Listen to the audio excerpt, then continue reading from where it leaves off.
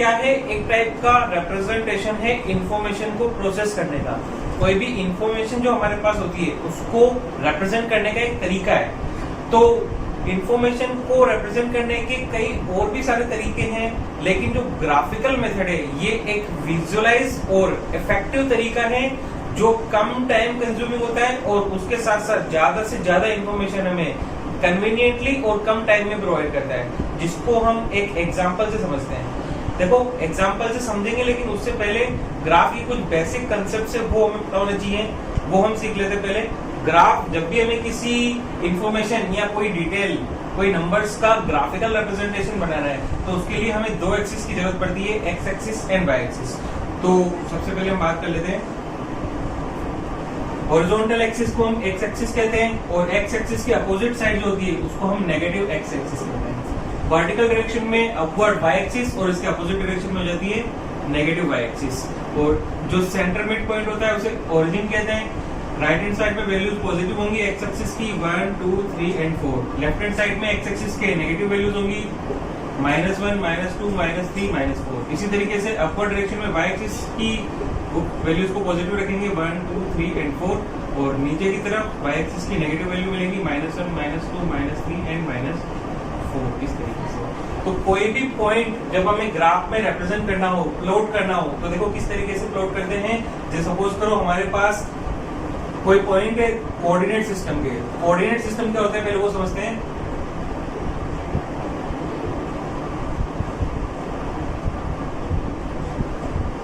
देखो coordinate system क्या होता है। कोऑर्डिनेट सिस्टम में किसी भी ग्राफ के अंदर किसी भी पॉइंट का एड्रेस या उसकी लोकेशन मेंशन की होती है। जैसे हमारा एक पर्टिकुलर एड्रेस होता है, उस एड्रेस पे कोरियर सर्विस हमारे जो भी हमारा पार्सल है उसको हमें पहुंचाती है। इसी तरीके से ग्राफ के अंदर हर एक पॉइंट का एक एड्रेस होता है, लोकेशन होता है। उस एड्रेस को किस फॉर्म में लिखा जाता है, देखो एड्रेस को लिखने का फॉर्म होता है x, y। इस तरीके से तो सबसे पहले हमें उसकी एक्स एक्सिस की वैल्यू कितनी है उस पर्टिकुलर पॉइंट पे, उस पर्टिकुलर एड्रेस पे, वो सबसे पहले मेंशन करते हैं। उसके बाद कोमा वाला साइन और उसके बाद उसकी वाई एक्सिस की क्या लोकेशन है।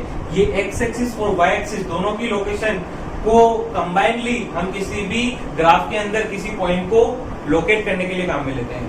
तो जैसे एग्जांपल के लिए हम बात कर लेते हैं कि एक पॉइंट P है जो 3,4 पे लाई कर रहा है, तो इसका मतलब उसकी x एक्सिस की वैल्यू 3 है और y एक्सिस की वैल्यू 4 है। तो x एक्सिस पे ढूंढते 3 कहाँ है, x एक्सिस पे 3 हमें ये यहाँ पे मिला है और y एक्सिस पे 4 हमें यहाँ पे मिला है।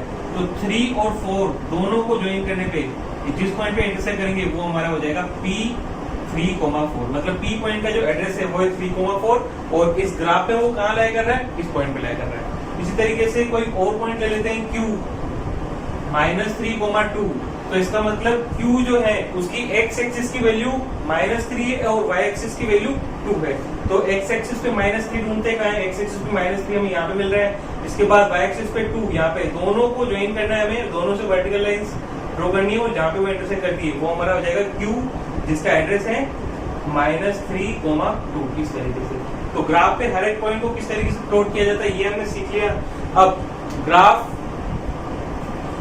ग्राफिकल मेथड एक इफेक्टिव मेथड क्यों है, कन्वीनियंट मेथड क्यों है, टाइम की बचत कराने वाला मेथड क्यों है, ये समझते हैं हम।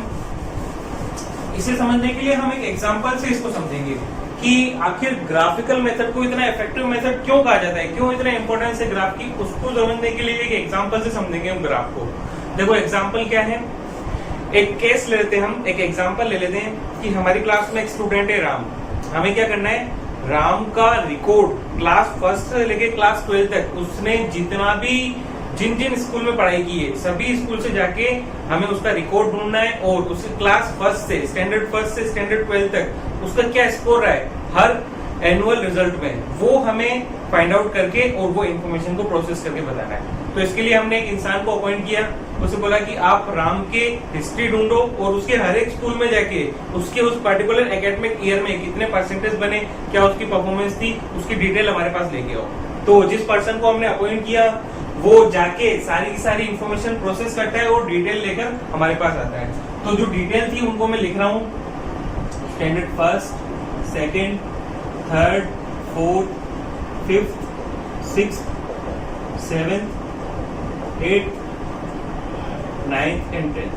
तो ये फर्स्ट से लेके 10th स्टैंडर्ड तक उसकी जितनी भी एकेडमिक ईयर की परफॉर्मेंस थी वो सारी यहाँ पे लिखी जा रही है। तो देखो हमारे पास जो इन्फॉर्मेशन है उसमें लिखा था कि फर्स्ट स्टैंडर्ड में उसके परसेंटेज बने थे 70, सेकंड स्टैंडर्ड में 80%, थर्ड स्टैंडर्ड में 60%, परफॉर्मेंस गिर गई, फोर्थ स्टैंडर्ड में 50%, फिफ्थ स्टैंडर्ड में 40%, फिर से परफॉर्मेंस उठना शुरू कर देते हैं। तो अब परफॉर्मेंस बढ़ने लग गई 60%, 70%, 80%,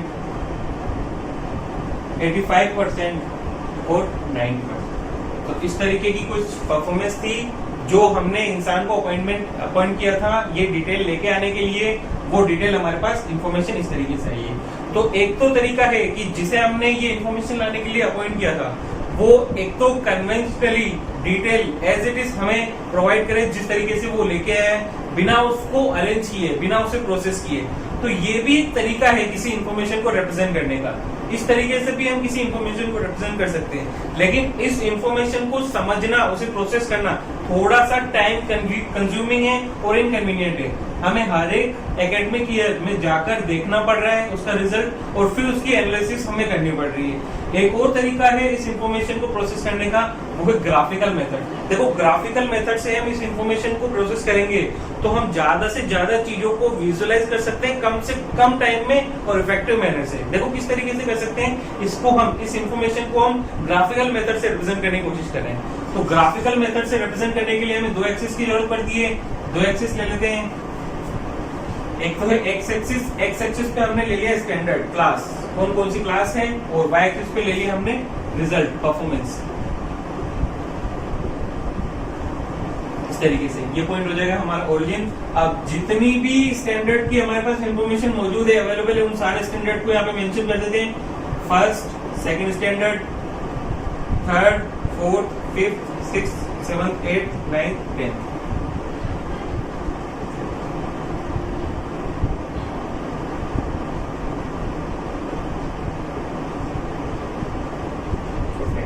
अब जो रिजल्ट रहा है देखो कहां से कहां तक वेरी कर रहा है, रिजल्ट वेरी कर रहा है 40 से लेके 90 तक। तो 10 के सेपरेशन बनाए थे 10% ईच के।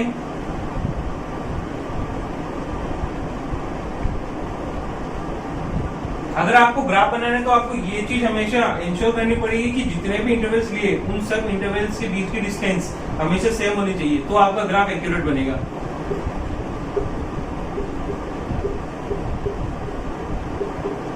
तो सबसे पहले फर्स्ट स्टैंडर्ड में कितने परसेंटेज बने, 70। इसका मतलब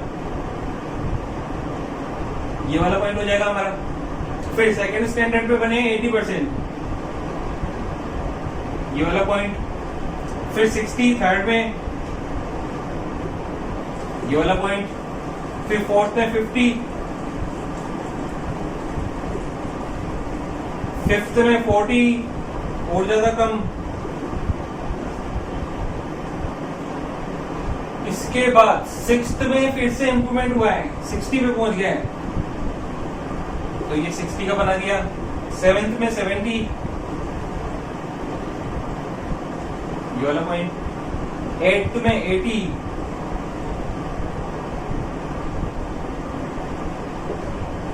नाइन्थ में 85, 80 और 90 के बीच का पॉइंट होगा 85, और 10th में 90।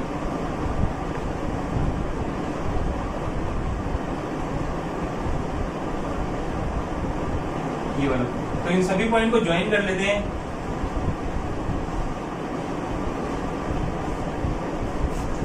इस तरीके से तो देखो यहाँ पे जो इंफॉर्मेशन प्रोसेस की हुई थी, जो इंफॉर्मेशन हमने किसी को अपॉइंट किया था ये इंफॉर्मेशन लाके आने के लिए, तो उस इंफॉर्मेशन को अब हमने ग्राफिकल मेथड से रिप्रेजेंट किया है।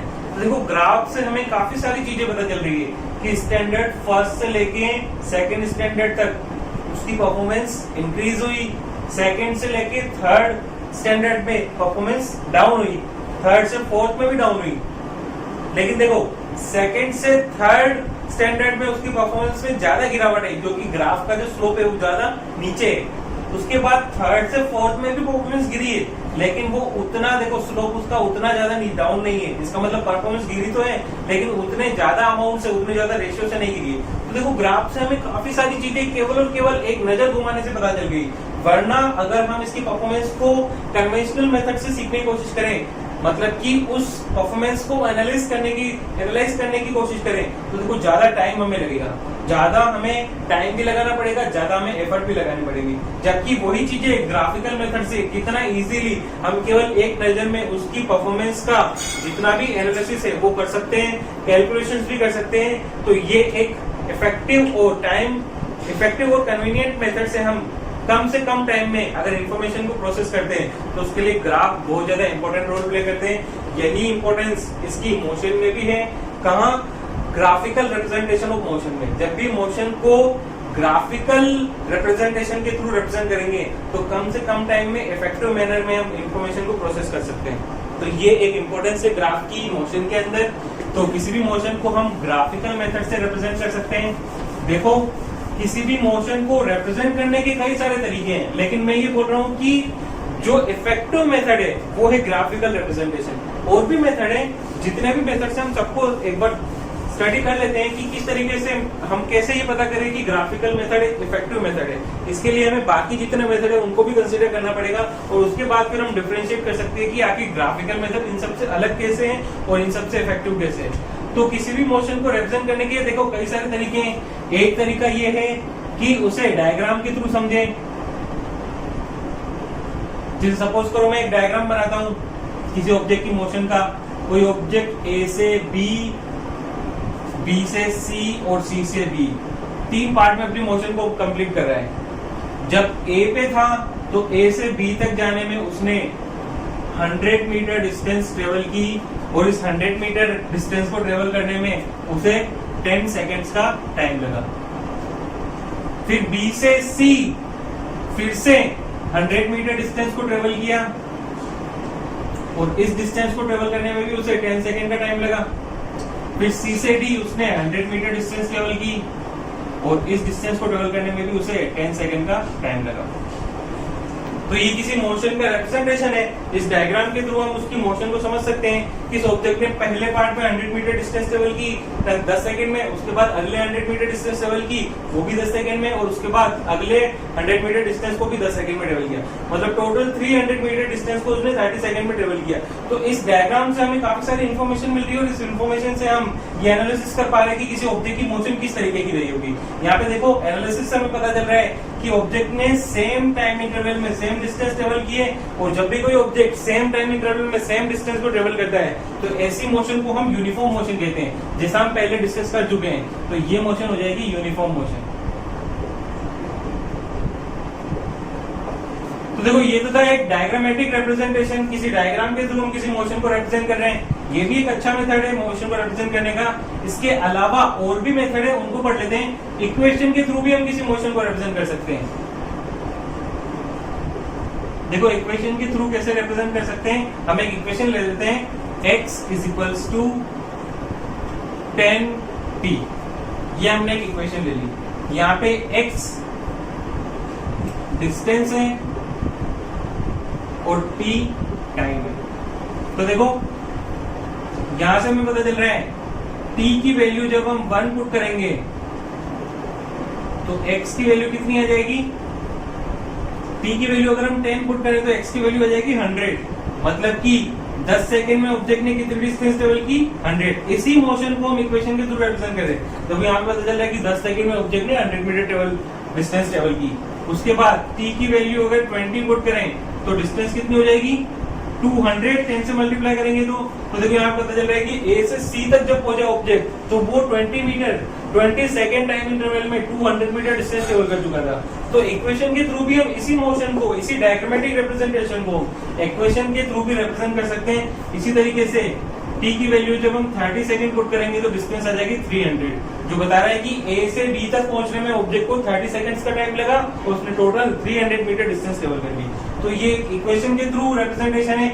इसी तरीके से अब पढ़ लेते हैं ग्राफिकल रिप्रेजेंटेशन इस मोशन का किस तरीके का हो सकता है। तो ग्राफिकल रिप्रेजेंटेशन को समझते हैं। तो ग्राफिकल रिप्रेजेंटेशन के लिए दो एक्सिस की जरूरत पड़ती है। एक्स एक्सिस पे टाइम को ले लेते हैं सेकंड में, और वाई एक्सिस पे डिस्टेंस को ले लेते हैं मीटर्स में। तो देखो जब भी हमें ग्राफ बनाना होगा तो हमें कुछ चीजों का ध्यान रखना होगा। क्या है, सबसे पहले तो हमें टेबल बनानी पड़ेगी ग्राफ बनाने से पहले। किस किस के बीच में, एक्स एक्सिस और वाई एक्सिस के बीच में हमें एक टेबल बनानी पड़ेगी जब भी हमें ग्राफ बनाना है। तो अब एक्स एक्सिस पे हमने किसको लिया है, एक्स एक्सिस पे हमने टाइम को लिया है, तो यहां ले लेते हैं टाइम t, और वाई एक्सिस पे हमने क्या लिया है, डिस्टेंस, तो डिस्टेंस x। अब सबसे पहले ए पॉइंट पे देखो टाइम कितना था, ए पॉइंट से मोशन शुरू करा है, इसका मतलब ए पॉइंट पे टाइम 0 था, तो ए पॉइंट पे टाइम की वैल्यू है 0, और ए पॉइंट पे उसने डिस्टेंस लेवल कितनी की, अभी तो ए पॉइंट से इसकी मोशन स्टार्ट होने वाली है, इसका मतलब अभी तो इसने डिस्टेंस लेवल की नहीं है 0, मतलब जब टाइम 0 था तो डिस्टेंस कितनी ट्रेवल की 0। इसके बाद आ जाते बी पॉइंट पे, बी पॉइंट पे क्या हुआ, टाइम कितना हो गया 10 सेकेंड्स, और 10 सेकंड में इसने डिस्टेंस ट्रेवल कितनी कर ली बी पॉइंट तक 100 मीटर, तो ये दूसरा पॉइंट आ गया। इसी तरीके से सी पॉइंट पे टाइम कितना हो गया, जब ये सी पॉइंट पे पहुंचा तो टाइम हो गया 10 सेकंड प्लस 10 सेकंड 20 सेकंड्स, तो सी पॉइंट पे टाइम तो हो गया 20 सेकंड्स, और डिस्टेंस कितनी ट्रेवल कर ली 100 प्लस 100 200 मीटर। इसी तरीके से डी पॉइंट पे जब पहुंचे तो टाइम हो गया 30 सेकंड और डिस्टेंस ट्रेवल कर ली इसने 300 मीटर। तो इसका मतलब हमारे पास कोऑर्डिनेट आ गए 0,0 10, 100 20, 200 और 30, 300। इन चारों पॉइंट्स को हमें ग्राफ पे प्लॉट करना है, तो हम टाइम इंटरवल ले लेते हैं। सबसे पहले देखो टाइम की वैल्यू कहां से कहां तक चेंज करिए, 0 to 30, तो हम इसमें 10 सेकंड्स के इंटरवल्स ले लेते हैं, 10 सेकंड्स 20 सेकंड्स एंड 30 सेकंड्स। अब डिस्टेंस कहां से कहां वेरी कर रही है, 0 to 300, तो हम 100 के इंटरवल्स ले लेंगे, 100 200 एंड 300 इस तरीके से। तो सबसे पहला पॉइंट है 0,0 ये वाला, फिर 10, 100 एक्स एक्सिस पे 10 वाई एक्सिस पे 100, दोनों को इंटरसेक्ट करने वाले पॉइंट पे ये हमारा प्लॉट हो जाएगा 10, 100। इसके बाद 20, 200, तो एक्स एक्सिस से 20 और वाई एक्सिस से 200, जहां पे भी इंटरसेक्ट करेंगे वो पॉइंट हो जाएगा हमारा 20, 200। फिर 30, 300 एक्स एक्सिस पे 30 वाई एक्सिस पे 300, दोनों को ज्वाइन किया, ये इंटरसेक्ट हो रहे इस पॉइंट पे, तो ये ज्वाइन कर लिया हमने। तो ये इसी मोशन का एक ग्राफिकल रिप्रेजेंटेशन है। देखो ग्राफिकल रिप्रेजेंटेशन इस मोशन का इस तरीके का मिला है। तो किसी भी मोशन को हम चाहे तो डायग्रामेटिक फॉर्म में भी रिप्रेजेंट कर सकते हैं, एक इक्वेशन की फॉर्म में भी रिप्रेजेंट कर सकते हैं, एक टेबल की फॉर्म में भी रिप्रेजेंट कर सकते हैं, ये भी एक रिप्रेजेंटेशन है, या फिर एक ग्राफ के फॉर्म में भी रिप्रेजेंट कर सकते हैं। तो ग्राफिकल मेथड विजुअलाइज तरीका है, केवल एक नजर से देखने पर ही हमें सारी की सारी इंफॉर्मेशन उस मोशन की कैसी रही होगी, क्या उसकी वेलोसिटी या उसकी मोशन किस टाइप की रही होगी, ये सारी चीजें हमें पता चल जाती है। तो अभी देखो यहाँ पे जो मोशन थी वो हमारी यूनिफॉर्म मोशन थी, ऑब्जेक्ट यूनिफॉर्म मोशन कर रहा था, क्यों, क्योंकि वो इक्वल डिस्टेंसेस को इक्वल टाइम इंटरवल में ट्रेवल कर रहा था। और इसी मोशन को जब हमने ग्राफिकल फॉर्म में रिप्रेजेंट किया तो हमारे पास जो ग्राफ आया वो एक स्ट्रेट लाइन आई है। देखो, तो इससे हमें कंक्लूजन मिलता है कि जब भी कोई ऑब्जेक्ट की मोशन यूनिफॉर्म मोशन होती है तो उसका जो ग्राफ मिलता है, कौन सा ग्राफ, जिसमें एक्स एक्सिस पे टाइम और वाई एक्सिस पे डिस्टेंस, मतलब कि डिस्टेंस टाइम ग्राफ, वो हमेशा स्ट्रेट लाइन मिलता है। देखो ग्राफ दो टाइप के होते हैं, डिस्टेंस टाइम ग्राफ और वेलोसिटी टाइम ग्राफ। अभी बात चल रही है डिस्टेंस टाइम ग्राफ की, तो हमेशा ध्यान रखना, चाहे बात डिस्टेंस, देखो ये दो ग्राफ जो है ये इंपॉर्टेंट, सबसे ज्यादा वेल नोन फेमस ग्राफ है, और ये अपने आप में बहुत इंपॉर्टेंट ग्राफ भी है। आपके सिलेबस के रेस्पेक्ट में आपके ये दोनों ग्राफ जो है वो बहुत ज्यादा इंपॉर्टेंट ग्राफ बन जाते हैं। तो चाहे हम बात करें डिस्टेंस टाइम ग्राफ की, चाहे हम बात करें वेलोसिटी टाइम ग्राफ की, जब भी हमें इन दोनों में से कोई भी ग्राफ बनाना होगा तो हमें एक चीज ध्यान रखनी है कि हमें एक्स एक्सिस पे तो टाइम लेना है और वाई एक्सिस पे डिस्टेंस एक्स लेना है। कब, जब बात करें डिस्टेंस टाइम ग्राफ की। इसी तरीके से अगर वेलोसिटी टाइम ग्राफ की बात हो रही है तब भी हमें एक्स एक्सिस पे टाइम को ही लेना है और वाई एक्सिस पे वेलोसिटी को लेना है, जब हम वीटी ग्राफ की बात करें। ऐसा क्यों, देखो जब भी कोई ग्राफ बनाए जिसमें टाइम और डिस्टेंस हो या टाइम और वेलोसिटी हो, तो टाइम को हमेशा आपको एक्स एक्सिस पे रखना है। इसका रीजन ये है क्योंकि टाइम एक इंडिपेंडेंट फिजिकल क्वांटिटी, ये किसी और पे डिपेंड नहीं करती है। टाइम तो हमेशा एक रेगुलर इंटरवल में बढ़ता ही जाएगा, कभी घटेगा नहीं। 1 सेकंड के बाद 2 सेकंड होगा, 2 के बाद 3 सेकंड होगा, फिर 4 सेकंड होगा। ऐसा नहीं है कि 3 सेकंड के बाद फिर से 2 सेकंड हो जाएगा। टाइम हमेशा एक रेगुलर इंटरवल में बढ़ता ही जाता है, कभी भी पीछे लौट के नहीं आता है। तो एक्स एक्सिस पे हमेशा हम ये प्रेफर करते हैं वो वाला वेरिएबल लें जो एक इंडिपेंडेंट फिजिकल क्वांटिटी है, जो किसी और फिजिकल क्वांटिटी पे डिपेंड नहीं करती है। डिस्प्लेसमेंट कभी ज्यादा भी हो सकता है, कभी कम भी हो सकता है। अगर ऑब्जेक्ट दूर जा रहा है तो डिस्प्लेसमेंट बढ़ेगा, फिर से पास आने लग जाए तो डिस्प्लेसमेंट घट भी सकता है। इसलिए हम प्रेफर करेंगे कि टाइम को हमेशा एक्स एक्सिस पे रहें। और अगर क्वेश्चन में इंटेंशनली आपसे ये बोला जाता है कि नहीं आप टाइम को वाई एक्सिस पे लो और डिस्टेंस को एक्स एक्सिस पे, तब तो हम इस चीज के लिए बाउंड हो गए कि हमें टाइम को वाई एक्सिस पे लेना है। लेकिन जब तक आपको इंटेंशनली नहीं बोला जाए तो हमें यही कन्वेंशन को फॉलो करना है कि एक्स एक्सिस पे टाइम और वाई एक्सिस पे डिस्टेंस हो। और अगर वेलोसिटी टाइम ग्राफ की बात हो रही है तो एक्स एक्सिस पे टाइम और वाई एक्सिस पे वेलोसिटी को लेना है। ये कन्वेंशन को हमें हमेशा फॉलो करना है जब भी हम ग्राफ बनाएंगे किसी भी ऑब्जेक्ट की मोशन का। तो अब डिटेल में सबसे पहले हम डिस्टेंस टाइम ग्राफ को पढ़ लेते हैं। डिस्टेंस टाइम ग्राफ को पढ़ने के बाद फिर हम वेलोसिटी टाइम ग्राफ पे आ जाएंगे। तो अभी हमारा टॉपिक है distance time graph. Graphical representation of motion के अंदर सबसे पहला टॉपिक हम पढ़ रहे हैं डिस्टेंस टाइम ग्राफ। और हमें पता चल चुका है कि डिस्टेंस टाइम ग्राफ में हमें एक्स एक्सिस पे टाइम को और वाई एक्सिस पे डिस्टेंस को लेना है। तो एक और एग्जांपल करते हैं। देखो एक और एग्जांपल से हम इसको समझते हैं। हमने एक मोशन ले ली है, डायग्रामेटिक रिप्रेजेंटेशन मोशन का हमारे पास अवेलेबल है। उसे बोला जा रहा है कि इसे ग्राफिकल रिप्रेजेंटेशन में कन्वर्ट करो। तो ए से बी 10 मीटर डिस्टेंस ट्रेवल करता है 1 सेकंड में। ठीक है, कोई ऑब्जेक्ट है जो ए से बी तक जाने में 1 सेकंड का टाइम लेता है और डिस्टेंस ट्रेवल करके आता है 10 मीटर। फिर अगले 1 सेकंड में ये डिस्टेंस ट्रेवल कर लेता है 200 मीटर। फिर उसके बाद अगले 1 सेकंड में ये डिस्टेंस ट्रेवल कर लेता है 300 मीटर। इस तरीके से पहले सेकंड में 10 मीटर, दूसरे सेकंड में 200 मीटर। देखो पहले सेकंड में 10 मीटर, दूसरे सेकंड में 20 मीटर और तीसरे सेकंड में 30 मीटर। इस तरीके से क्वेश्चन है। तो देखो पहले सेकंड में 10 मीटर डिस्टेंस ट्रेवल की, दूसरे सेकंड में 20 और तीसरे सेकंड में 30 मीटर। तो इस डायग्राम को देखने के बाद हमें पता चल रहा है कि ऑब्जेक्ट को टाइम तो उतना ही लग रहा है तीनों पार्ट को कवर करने में, लेकिन डिस्टेंस सेम ट्रेवल नहीं कर रहा है। इसका मतलब अगर कोई ऑब्जेक्ट इक्वल टाइम इंटरवल में अनइक्वल डिस्टेंसेस को कवर करता है तो ऐसी मोशन को हम बोलते हैं नॉन यूनिफॉर्म मोशन। तो ये वाली जो मोशन हो जाएगी वो हो जाएगी नॉन यूनिफॉर्म मोशन। जैसा कि इस डायग्राम को एनालिसिस करने पर हमें पता चल रहा है। अब हमें बोला जा रहा है कि इसको ग्राफिकल मेथड में रिप्रेजेंट करो। तो ग्राफिकल मेथड में रिप्रेजेंट करने के लिए दो एक्सिस की जरूरत पड़ेगी, एक्स एक्सिस और वाई एक्सिस की। एक्स एक्सिस पे हमेशा टाइम को लेना है, टाइम की वैल्यू सेकंड में गिवन है तो टाइम को रिप्रेजेंट करेंगे सेकंड में। इसी तरीके से वाई एक्सिस पे लेंगे डिस्टेंस, और डिस्टेंस को मेजर करना है हमें मीटर में, तो डिस्टेंस को रिप्रेजेंट करेंगे मीटर की टर्म्स में। अब हमें पता है कि जब भी हमें ग्राफ बना रहे हैं तो हमें टेबल की जरूरत पड़ती है एक्स एक्सिस और वाई एक्सिस के बीच में। तो एक्स एक्सिस और वाई एक्सिस के बीच में हमने एक टेबल बना दी। एक्स एक्सिस पे हमने टाइम को लिया है और वाई एक्सिस पे हमने डिस्टेंस को लिया है। तो सबसे पहले ए पॉइंट पे टाइम की वैल्यू कितनी है 0 और डिस्टेंस टेबल कितनी थी वो भी 0। बी पॉइंट पे आने के बाद टाइम कितनी हो गया 1 सेकेंड, मतलब कितना टाइम इंटरवल कवर हो गया 1 सेकेंड। तो बी पॉइंट पे आने के बाद टाइम हो जाएगा 1 सेकेंड, और बी पॉइंट पे आने के बाद अगर हम इससे पूछें कि आपने डिस्टेंस कितनी ट्रेवल की तो ये बोलेगा 10 मीटर। तो 1 सेकेंड पे टाइम डिस्टेंस हो जाएगी 10 मीटर। इसी तरीके से सी पॉइंट पे जब पहुंचेगा तो टाइम हो चुका होगा 1 + 1 2 सेकेंड्स और डिस्टेंस कवर कर चुका होगा ये 30 मीटर। इसी तरीके से डी पॉइंट पे पहुंचेगा तो टाइम हो चुका होगा 3 सेकेंड और डिस्टेंस कवर कर चुका होगा 60 मीटर। तो हमारे पास कोऑर्डिनेट्स आ गए 0,0 1,10 2,30 और 3,60।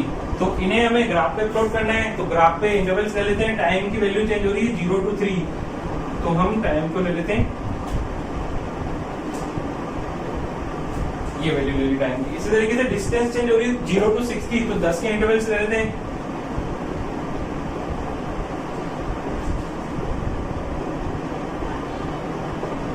पहला पॉइंट है हमारा 0,0, तो इसको प्लॉट कर देते हैं। इसके बाद है 1,10 एक्स एक्सिस पे 1 वाई एक्सिस पे 10, दोनों को ज्वाइन किया।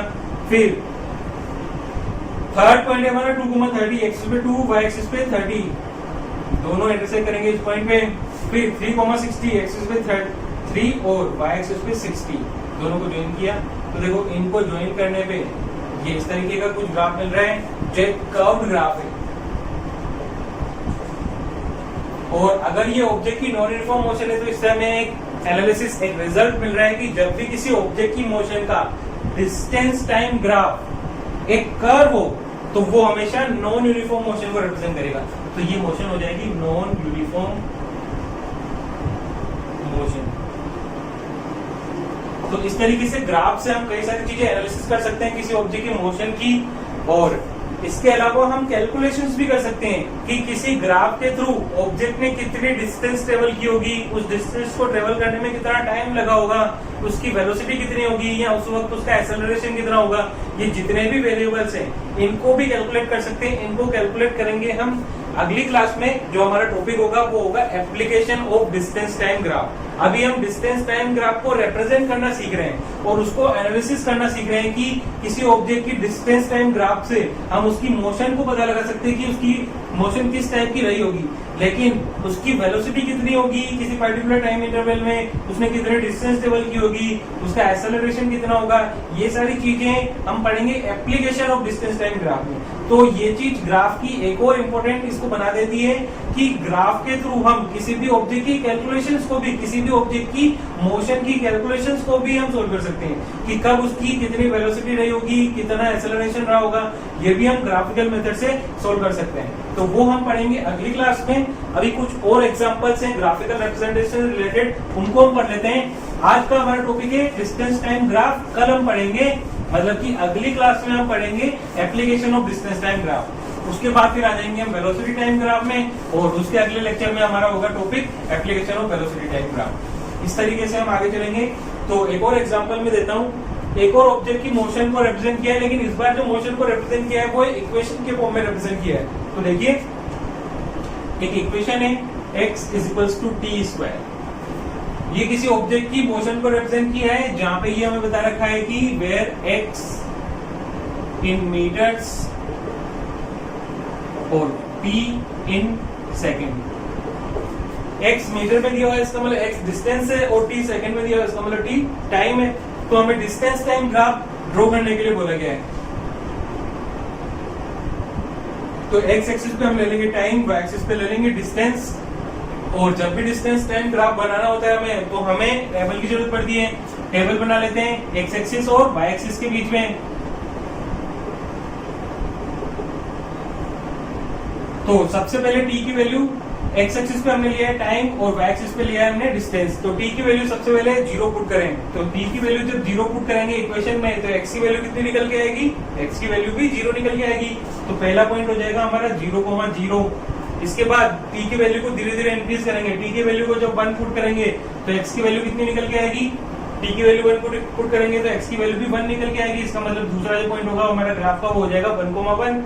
इसके बाद अगला पॉइंट, t की वैल्यू जब थोड़ी सी और बढ़ाई 2 कर दी, जब t की वैल्यू 2 पुट करेंगे तो x की वैल्यू हो जाएगी हमारे पास 4।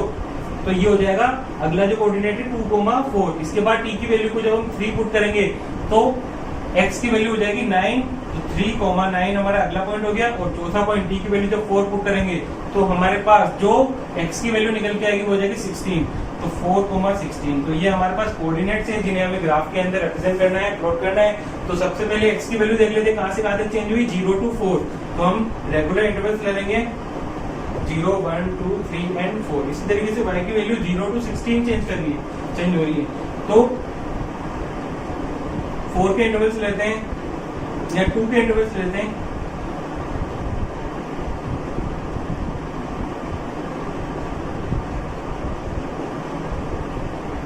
इस तरीके से तो सबसे पहला पॉइंट इसमें प्लॉट करते हैं 0,0। x की वैल्यू 0, y की वैल्यू भी 0, ये वाला पॉइंट हो जाएगा। इसके बाद 1,1, x की वैल्यू 1, y की वैल्यू भी 1। इसका मतलब 2 और 0 के बीच का पॉइंट होगा ये हमारा पॉइंट। इसके बाद x की वैल्यू 2, y की वैल्यू 4, x पे 2, y की 4, ये वाला पॉइंट। फिर x की वैल्यू 3, y की वैल्यू 9, 8 और 10 के बीच में हमारा 9 होगा पॉइंट। फिर x की वैल्यू 4, y की वैल्यू 16, ये वाला पॉइंट। तो इन सबको ज्वाइन करने में देखो एक कर्व बन रहा है, तो इसका मतलब अगर कोई ऑब्जेक्ट की मोशन का डिस्टेंस टाइम ग्राफ एक कर्व होता है, तो इसका मतलब वो मोशन कैसी होती है, नॉन यूनिफॉर्म मोशन।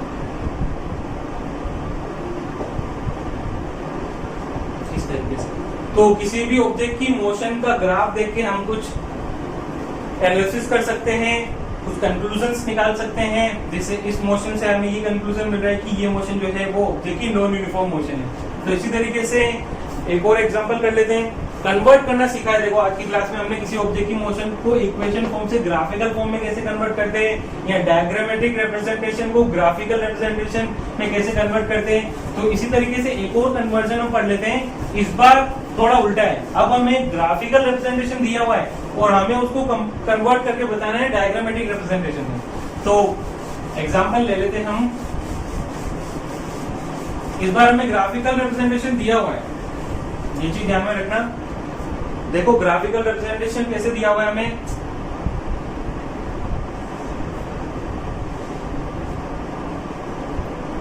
ये हमें कोई ऑब्जेक्ट की मोशन का ग्राफ बना के दिया हुआ है। एक्स एक्सिस पे टाइम दिया हुआ है सेकंड में, और वाई एक्सिस पे डिस्टेंस को दिया हुआ है मीटर्स में। और ये ओरिजिन पॉइंट और ग्राफ जो हमें दे रखा है वो है ये, ठीक है। यहाँ पे वैल्यू है 30, 10, 20, 30। टाइम की वैल्यू 1, 2, 3, 4। तो हमें एक ग्राफ दिया हुआ है और हमसे पूछ रहे हैं कि इस ग्राफ को देख के आपको क्या पता चल रहा है, किस टाइप की मोशन है। तो determine the type of motion.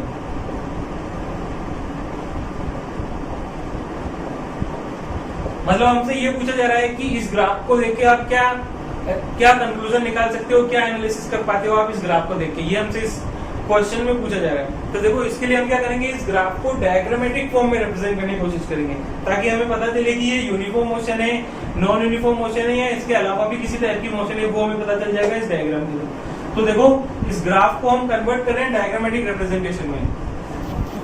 तो सबसे पहले हमने ऑब्जेक्ट को ए पॉइंट पे ले लिया और टी की वैल्यू 0 ले ली। देखो टी की वैल्यू 0 का मतलब है कि हाँ अब हम मोशन को ऑब्जर्व करने जा रहे हैं, कंसिडर करने जा रहे हैं। टी की वैल्यू नेगेटिव कभी भी नहीं होती, ये चीज हमेशा ध्यान रखना। टाइम की वैल्यू कभी भी नेगेटिव नहीं हो सकती है, टाइम की वैल्यू हमेशा पॉजिटिव ही होती है और हमेशा इंक्रीज ही होती रहती है। तो टी इक्वल टू 0 का मतलब है कि पहले इसके साथ कुछ भी हुआ हमें उससे मतलब नहीं है, क्योंकि टाइम की वैल्यू कभी नेगेटिव हो ही नहीं सकती है। टी की वैल्यू 0 का मतलब है कि पहले इसके साथ कुछ भी हुआ उससे हमें कोई मतलब नहीं है। अब हम इसको ऑब्जर्व करने जा रहे हैं, अब हम इसको देख रहे हैं कि इसके साथ क्या चेंज होने वाला है। तो टी इक्वल टू 0 पे इसने कितनी, देखो ग्राफ को देखने से हमें पता चल रहा है कि टी इक्वल टू 0 पे इसने कितनी डिस्टेंस ट्रेवल की, 30। ग्राफ से पता चल रहा है टी इक्वल टू 0 पे ग्राफ कहाँ है, 30 पे।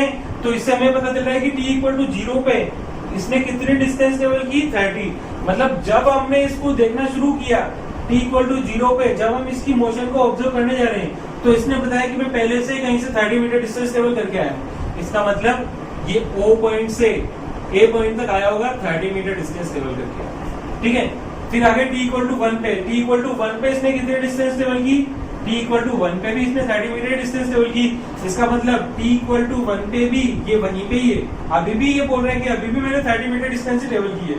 अब t इक्वल टू 2 पे इससे पूछे कि आपने कितनी डिस्टेंस ट्रेवल की, तो t इक्वल टू 2 पे भी इसने 30 मीटर डिस्टेंस ट्रेवल की। इसका मतलब t इक्वल टू 2 पे भी अभी भी ये उतनी डिस्टेंस ट्रेवल करके बैठा है, इसके अलावा वो डिस्टेंस ट्रेवल नहीं की।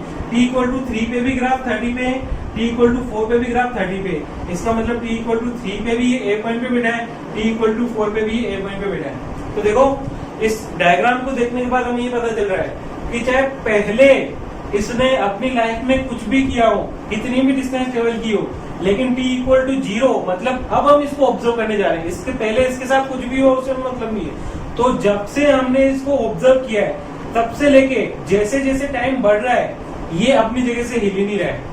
ए पे बैठा है तो ए पे ही बैठा है। इसका मतलब जब से हमने इसको ऑब्जर्व किया है तब से लेके अभी तक ये रेस्ट पे ही है, रेस्ट पे है। इसका मतलब ये मोशन कैसी है, ये मोशन है नहीं, ये ऑब्जेक्ट रेस्ट पे है। तो इससे एक और कंक्लूजन निकल के आ रहा है कि जब भी किसी ऑब्जेक्ट की मोशन का distance time graph x axis के पैरेलल हो, हॉरिजॉन्टल हो, तो इसका मतलब वो किस टाइप की मोशन है, वो मोशन है ही नहीं, वो रेस्ट है, ऑब्जेक्ट रेस्ट पे बैठा है। तो कुछ कंक्लूजन्स हमने निकाले हैं ऑब्जेक्ट की डिस्टेंस टाइम ग्राफ से, किसी भी ऑब्जेक्ट की मोशन के डिस्टेंस टाइम ग्राफ से कुछ कंक्लूजन्स निकाले हैं। उन कंक्लूजन्स को लिख लेते हैं हम, ताकि आगे फ्यूचर में कभी ऐसी कोई प्रॉब्लम को हमें फेस करना पड़े तो हम पहले से ये चीज हमें पता रहे कि ऑब्जेक्ट की मोशन किस टाइप की है।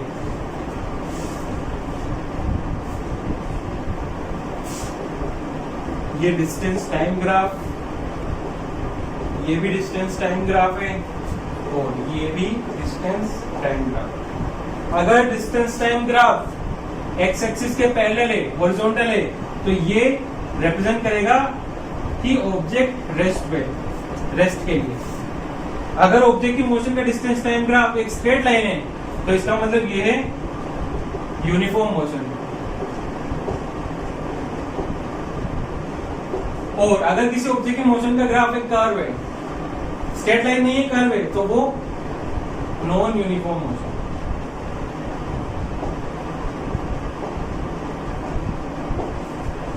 देखो अभी भी हम ग्राफ में केवल इतना ही एनालिसिस कर पाते हैं कि वो ऑब्जेक्ट की मोशन यूनिफॉर्म है या नॉन यूनिफॉर्म है या रेस्ट पे, लेकिन ग्राफ देख के फिलहाल हम कैपेबल नहीं है ये पता लगाने की कि उसकी स्पीड कितनी है, उसका एक्सेलरेशन कितना है, वो कितने डिस्टेंस ट्रेवल कर सकता है। ये सारी चीजें कैलकुलेशन करेंगे हम कल की क्लास में। कल हम पढ़ेंगे application of XT graph, distance time graph. Distance time graph का एप्लीकेशन क्या है, कहाँ उसको अप्लाई कर सकते हैं, मतलब उससे हमें फायदा क्या है, उससे कौन कौन सी कैलकुलेशंस को सॉल्व करना पॉसिबल है, ये हम पढ़ेंगे अगली क्लास में, application of distance time graph. तो आज की क्लास में हमने जो पढ़ा है उसके बेस पे मैं आपको कुछ क्वेश्चंस दे रहा हूँ, वो क्वेश्चंस आप अपने लेवल पे सोल्व करने की कोशिश करो, उनके डायग्राम बनाने की कोशिश करो।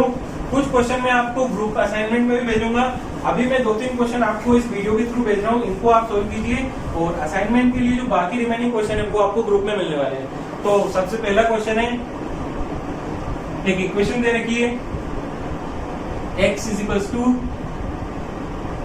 टी क्यू माइनस 3t, ये हमारी इक्वेशन है और इस इक्वेशन को हमें सोल्व करके इसका डिस्टेंस टाइम ग्राफ बनाना है, वेयर x डिस्टेंस है मीटर में और t टाइम है किसमें, सेकंड में। तो इसका डिस्टेंस टाइम ग्राफ बनाना है। ये क्वेश्चन है। एक और क्वेश्चन देता हूं,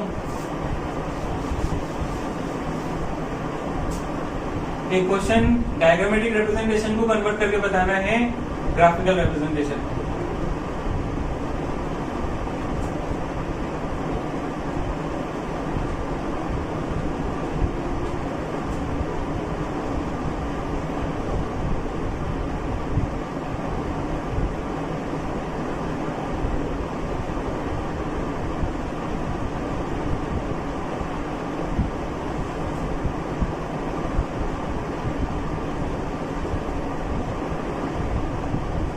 इसका डायग्राम बनाना है, XT graph distance time graph बनाना है और ये भी आइडेंटिफाई करके बताना है कि ये मोशन यूनिफॉर्म है कि नॉन यूनिफॉर्म है। Identify the type of motion.